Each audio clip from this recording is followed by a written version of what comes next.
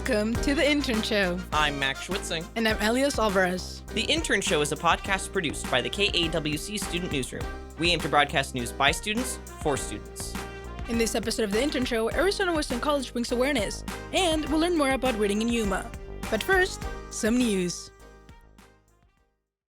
Harvard University is suing the Trump administration over its decision to freeze over $2 billion in federal funding, accusing the government of trying to control the university's academic independence. The administration has demanded that Harvard provide reports on anti-Semitism and anti-Muslim bias on campus, a move the school argues infringes on its constitutional rights. Harvard has rejected these demands, stating the freeze affects vital research and education unrelated to anti-Semitism. The ongoing conflict has sparked significant debate over the role of government in regulating universities and the balance between combating discrimination and academic freedom. The U.S. Department of Education will resume collections on student loans on May 5th, ending a more than 5-year pause.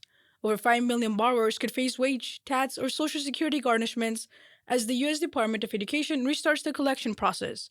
Before the pandemic, Arizona had a 17% delinquency rate, but now nearly 25% of borrowers are in default nationwide. Currently, about 38% of borrowers are up to date on their payments, with others still in forbearance or behind on payments. Arizona State Senator Tim Dunn recently helped pass Senate Bill 1525, which expands opportunities for career and technical education districts across the state. The new law allows CTEDs like Steady and Yuma to partner not only with community colleges, but also with Arizona public universities to offer technical education courses. The law will take effect in about 90 days after the legislative session ends. Dunn says it will help local students tap into university-level resources. So, Mac, what do you think about the new technical education courses? I know a lot of people who have been through the study program in Yuma, and it's a really cool resource for high school students. So I wonder how they're going to sort of bridge that gap into sort of like higher level education. Yeah, especially because it's interesting now that there are some technical courses here, but now we have even more resources open, not just for college students, but also for local universities.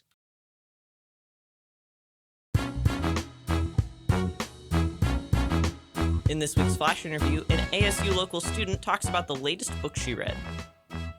So welcome to the Flash interview. Could you please introduce yourself to me? Hi, my name is Jasmine Castillo, and I am an ASU local student. Thank you. So, Jasmine, when is the last time you've read a book? A couple months ago. It was a long time ago. How come? I got really busy with school, with homework, with finals, and with working. I got really busy, but I love reading. Oh, really? Mm-hmm. And what was the last book you read? The last book I read that I absolutely loved and I read within like 2 days was One Italian Summer. Tell me a bit more about that. So basically it's about a girl, a woman. She's married to someone and her mom just passed away. Her dad is devastated. She's devastated. She feels lost since her mom passed away. Before she passed away, they were supposed to go to Italy because when the mom was younger, around her age, she went to Italy. She loved it and they wanted to explore, but she passed away before she can do it. So in her honor, she went to Italy for her mom alone. However, she sees someone exactly the same, a younger version of her mom, and it's just very interesting if you get really into it. Mm-hmm. Nice. That sounds interesting. Honestly, now I kind of want to read it. That was ASU local student Jasmine Montiel on the book One Italian Summer. So, Elias, what's the last book you read? The last book I read, it was this book called About Before We Were Trans on Monday, actually. So I've been reading recently. Do you make it a habit to read?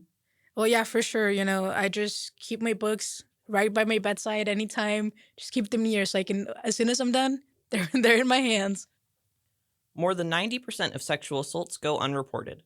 Student reporter Elias Alvarez learns more about events Arizona Western College is hosting to recognize Sexual Assault Awareness Month. Sexual Assault Awareness Month is a time to educate, empower, and come together as a community. AWC is hosting 2 events to raise awareness, offer support, and promote a culture of respect and safety on campus. The first event is an educational workshop hosted by Eve's Place, a non-profit organization that supports survivors of domestic and sexual violence. The workshop will take place on Tuesday, April 30th from 3:30 p.m. to 4:30 p.m. in MAC 106. It will focus on recognizing the signs of sexual assault, supporting survivors, and understanding the role everyone can play in prevention. Following the workshop, participants are invited to take part in a 1-mile color walk run for awareness, beginning at 5 p.m. outside of the eatery.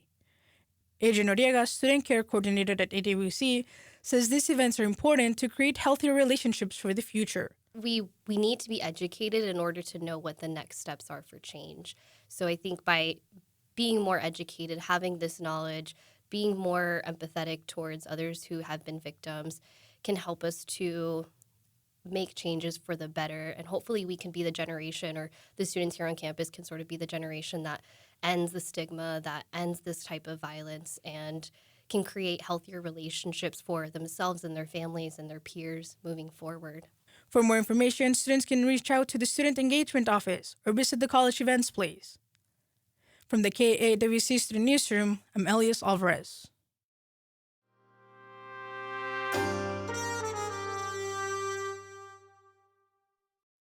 Reading for pleasure has been declining steadily for over 20 years. The Bureau of Labor Statistics reports that on average, Americans only spend 16 minutes per day reading in 2022. Student reporter Max Schwitzing spoke with young adults in Yuma about their reading habits.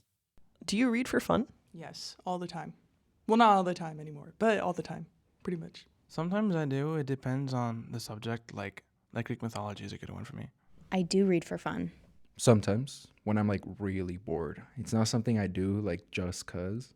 I used to read a lot as a kid. I actually really liked reading, but then as I got older, I kind of grew out of it, and it became more reading for information instead of fun.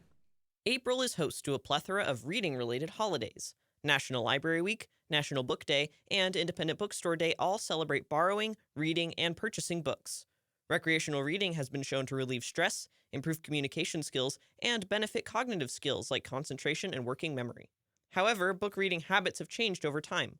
Only 32% of the U.S. population reads books for pleasure. Despite 76% of Americans agreeing that reading is relaxing, 43% of Americans say that reading is low on their priority list. AWC Administrative Assistant and book lover Abigail Amon says her reading habits often fluctuate. It's funny because I typically fall out of reading when I'm in a semester because I have to read so much for school that I stop reading for joy. And so it's kind of just a cycle of when the semester ends, I immediately pick up a book and I start getting right back into it. And then when the semester begins, it hits again. And I'm trying to get out of it. But I think to get out of it, I just need to give myself more time because I feel like reading in the way that I enjoy it takes a lot of time and effort. AWC student Luis Gomez says technology has shifted people's relationship with reading. Back then, all you had to do was read a book. If you needed information, read a book. School even. The library is something that everybody used. You needed a problem, you had a problem, you needed to solve it, you don't know how, get this book about it. You wanted to read stories about this and that, get this book about it. You wanted to learn about current events, maybe not a book, but some sort of article, read, just reading in general. And I think that's something that, because of technology, it's kind of been replaced. But now since you can do much more than just reading on per se your phone, it's kind of not something you think about when you're like, what can I do on my phone? Reading is not going to be one of those things, or at least not for a lot of people. Despite sentiments about reading decreasing over time, the Yuma County Library District reports physical media drives most of library attendance. So it was really cool to see, actually, once we dug through the data, that our physical materials collection is something that is the biggest draw for the community. So those are things like books, audiobooks on disc, and graphic novels. We continue to see steady use, and it really hasn't changed. So people have been using their libraries for checking materials out, and they continue to do so. It's really cool. YCLD Community Relations Coordinator Clarissa Fausto says reading for fun can foster interpersonal growth. What we've seen is our library kind of function as a third space for people, whether that's just coming in and kind of sitting and opening and cracking a book. We've also seen a lot of friendships be built in the library. So somebody walking by will see somebody open a book and they'll be like, hey, I've read that book. Did you know it's part of, this series? And those relationships are really wonderful to start early, and we're happy to provide that space for people. Regardless of whether you read to relax, have fun, or learn something new, books are still meaningful to the larger community. From the KAWC Student Newsroom, I'm Max Schwitzing. The Intern Show is produced by the KAWC Student Newsroom at KAWC Colorado River Public Media. Send your questions or comments to studentnewsroom@kawc.org. This show is available as a podcast or online at kawc.org under the KAWC Shows tab. The KAWC Student Newsroom is supported by the local news initiative at the Community Foundation for Southern Arizona. Since 1980, the Community Foundation for Southern Arizona has been a trusted philanthropic partner, helping individuals, families, businesses, and nonprofits work together to create a stronger community. Our theme music is Election Time by Carton Abel. The Flash Interviews music is Funkmeister by Theo JT. Both are available at freesound.org. I'm Elias Alvarez. I'm Max Schwitzing. Thank you for tuning in to The Intern Show.